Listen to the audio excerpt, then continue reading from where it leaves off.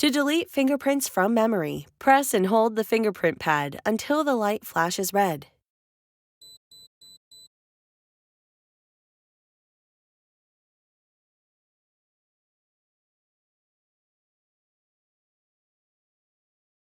Press the administrator fingerprint onto the fingerprint pad.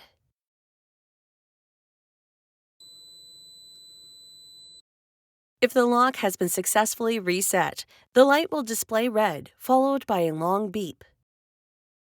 This means that all stored fingerprints have been removed, and any fingerprint will unlock the cable.